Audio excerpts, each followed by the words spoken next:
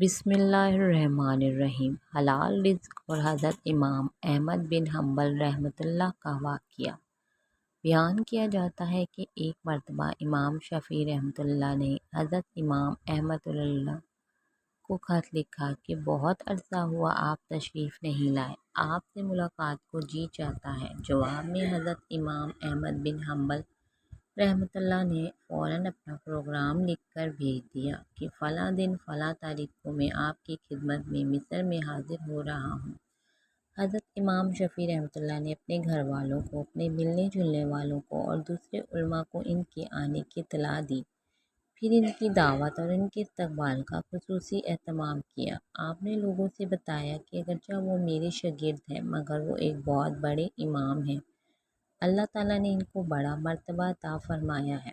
چنانچہ جس دن ان کو پہنچنا تھا، اس دن امام شافعی رحمۃ اللہ نے اپنے شاگردوں اور دوسرے علماء کو لے کر ان کے استقبال کے لیے شہر سے باہر تشریف لے گئے۔ اس وقت مصر کے جو بادشاہ تھے وہ بھی حضرت امام شافعی رحمۃ اللہ کے متقد تھے، وہ بھی امام صاحب کے ساتھ استقبال کے لیے چلے آئے۔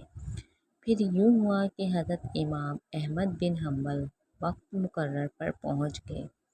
حضرت امام شافعی رحمۃ اللہ نے ان کا بڑا شاندار استقبال کیا اور پھر عزت و احترام کے ساتھ ان کو لے کر گھر پہنچ گئے اور ان کے لیے بہترین کھانے کا انتظام کیا۔ اس زمانے میں عام طور پر اولیاء اللہ اور بزرگوں کی شان یہ تھی کہ وہ کھانا بہت کم کھایا کرتے تھے اور رات بھر اللہ تعالیٰ کی عبادت کیا کرتے تھے۔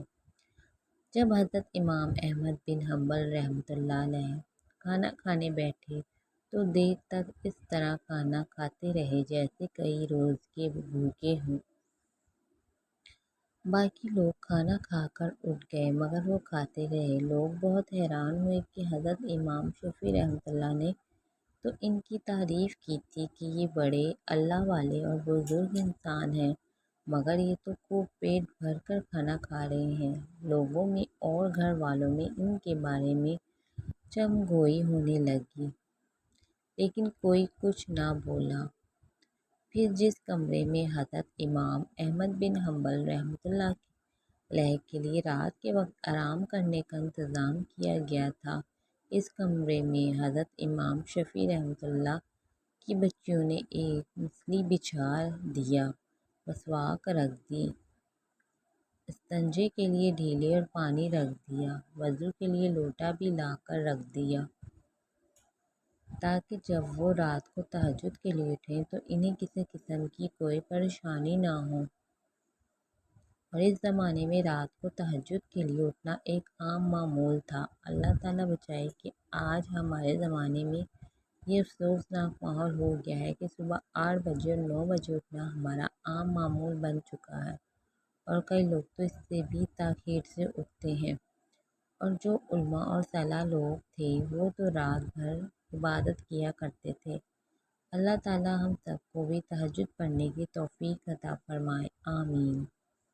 بہرحال حضرت امام احمد بن حنبل رحمۃ اللہ نے رات کو اس کمرے میں آرام کیا اور صبح اٹھ کر فجر کی نماز پڑھنے چلے گئے۔ جیسے ہی وہ نماز کے لیے نکلے تو حضرت امام شافعی اللہ علیہ کی بچیاں اس کمرے میں آ گئیں تو وہاں دیکھتی ہیں کہ پانی کا لوٹا ویسے کا ویسا پانی سے بھرا ہوا ہے، نہ مسواک استعمال ہوئی، نہ ڈھیلے استعمال ہوئے اور نہ وضو کے لیے پانی استعمال ہوا، سب کچھ جیسے تھا ویسے کا ویسے ہی رکھا تھا۔ اب ان کے دل میں یہ شبہ ہوا کہ شاید رات کو کیونکہ زیادہ کھا لیا تھا اس لیے تہجد کے لیے آنکھ نہیں کھلی ہوگی۔ جب کہ فجر کی نماز پڑھ کر حضرت امام احمد بن حنبل رحمۃ اللہ تشریف لائے تو گھر والوں نے حضرت امام شافعی رحمۃ اللہ سے کہا کہ آپ نے فرمایا تھا کہ وہ تو بڑے اللہ والے اور بہت بڑے بزرگ ہیں، مگر رات کو انہوں نے کھانا بھی خوب کھایا۔ رات کو ہم نے ان کو وضو اور استنجے کے لیے پانی اور ڈھیلے رکھے تھے، وہ بھی استعمال نہیں ہوئے۔ معلوم ہوا کہ رات کو تہجد کی نماز بھی نہیں پڑھی۔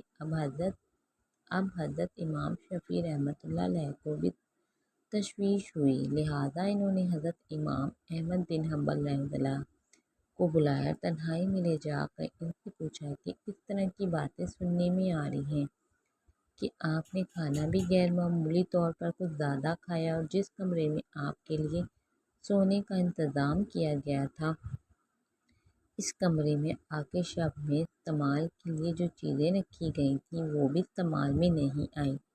کیا بات ہوئی؟ آپ پہلے تو ایسے نہیں تھے۔ کیا یہاں سے جانے کے بعد آپ کے مزاج میں کچھ تبدیلی آ گئی ہے؟ حضرت امام حنبل رحمۃ اللہ نے فرمایا کہ حضرت، میرے بارے میں جو باتیں ہو رہی ہیں وہ درست نہیں ہیں، بلکہ بات کچھ اور ہے۔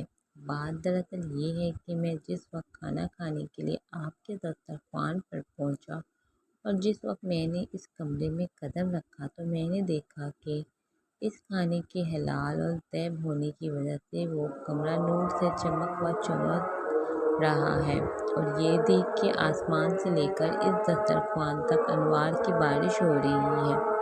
جب میں نے یہ صورتحال دیکھی تو میں نے سوچا کہ شاید اس سے زیادہ حلال اور طیب کھانا مجھے زندگی میں نہیں ملے گا۔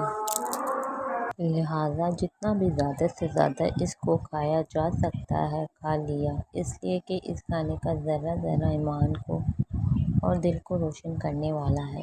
اس لیے مجھ سے جتنا زیادہ کھانا کھایا جا سکتا تھا میں نے کھا لیا، اور میں نے یہ نہیں دیکھا کہ کون کتنا کھا رہا ہے اور کون میرے بارے میں کیا سوچ رہا ہے۔ جہاں تک مجھ میں کھانے کی سخت تھی میں کھانا کھاتا گیا، اور پھر حلال کھانے سے بدہضمی بھی نہیں ہوتی بلکہ وہ سرّ الہضم ہوتا ہے اور اندر جا کر جزو بدن ہو جاتا ہے اور روح کو منور کرنے کا ذریعہ بن جاتا ہے۔ الحمدللہ میں نے اس کا اثر محسوس کیا، کیونکہ کھانا کھانے کے بعد نہ تو مجھے بدہضمی ہوئی اور نہ مجھے کوئی تکلیف ہوئی۔ پھر کھانا کھانے کے بعد عشاء کی نماز سے فارغ ہو کر جب میں اس کمرے میں پہنچا جہاں آپ نے میرے لیے آرام کا انتظام کیا تھا، وہاں جا کر تو میری حالت ہی بدلی ہوئی تھی اور سونے کو اور آرام کرنے کو میری طبیعت چاہ ہی نہیں رہی تھی۔